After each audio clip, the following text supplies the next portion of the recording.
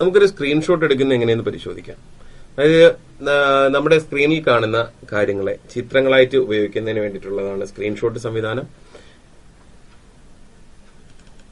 ഇപ്പോൾ ഉദാഹരണമായി ഈ ഒരു വിൻഡോ സ്ക്രീൻഷോട്ടായിട്ട് എടുക്കുന്നത് എങ്ങനെയെന്ന് നോക്കാം.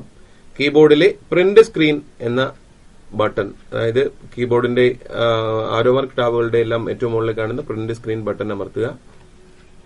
അത് ഇമേജായി വന്നിരിക്കുന്നത് ശ്രദ്ധിക്കുക. ഇതിനെ നമുക്ക് സേവ് ചെയ്യാൻ കഴിയും. ആൾട്ട് കീ അമർത്തി പിടിച്ച് പ്രിന്റ് സ്ക്രീൻ അമർത്തിയാൽ ആ തുറന്നിരിക്കുന്ന ഒരു ജാലകം മാത്രം സ്ക്രീൻഷോട്ട് ആയിട്ട് വരുന്നത് ശ്രദ്ധിക്കുക. നമുക്ക് ആവശ്യമുള്ള ഒരു ജാലകം മാത്രം സ്ക്രീൻഷോട്ട് ആവുന്നു. ഇനി ജിംബ് ഉപയോഗിച്ച് നമുക്ക് സ്ക്രീൻഷോട്ടുകൾ തയ്യാറാക്കാം. അതിനായി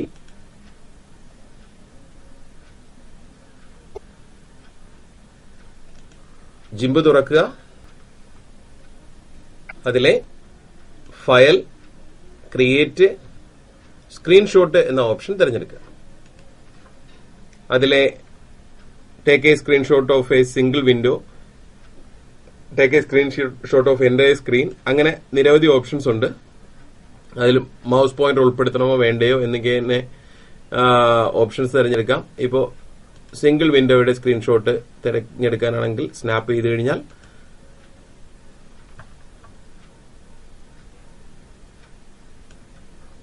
ആ വിൻഡോയുടെ സ്ക്രീൻഷോട്ട് വന്നത് ശ്രദ്ധിക്കുക. ആ വിൻഡോയുടെ സ്ക്രീൻഷോട്ട് നമുക്കിപ്പോൾ ഇവിടെ കാണാം.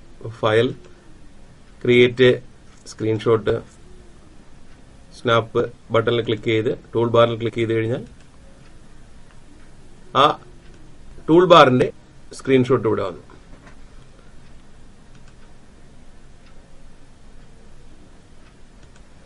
രണ്ടാമത്തെ ഓപ്ഷൻ ഉപയോഗിച്ചാണെങ്കിൽ എൻ്റയർ സ്ക്രീനിന്റെ ആണെങ്കിൽ ഇൻക്ലൂഡ് മൗസ് പോയിന്ററിൽ ഉപയോഗിച്ച് മൗസ് പോയിന്റർ ഉൾപ്പെടുത്താം. ഇല്ല എങ്കിൽ സ്നാപ്പ് ചെയ്ത് കഴിഞ്ഞാൽ ഫുൾ സ്ക്രീനിന്റെ സ്ക്രീൻഷോട്ട് ഇതാ നമുക്കിവിടെ ലഭ്യമാണ്.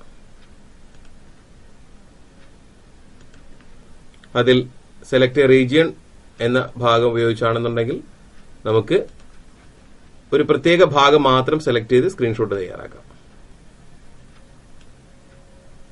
അത്ര ഭാഗം മാത്രം സെലക്ട് ചെയ്ത് ടൂൾ ബാറുകൾ മാത്രമായിട്ട് സ്ക്രീൻഷോട്ടുകൾ തയ്യാറാക്കാം.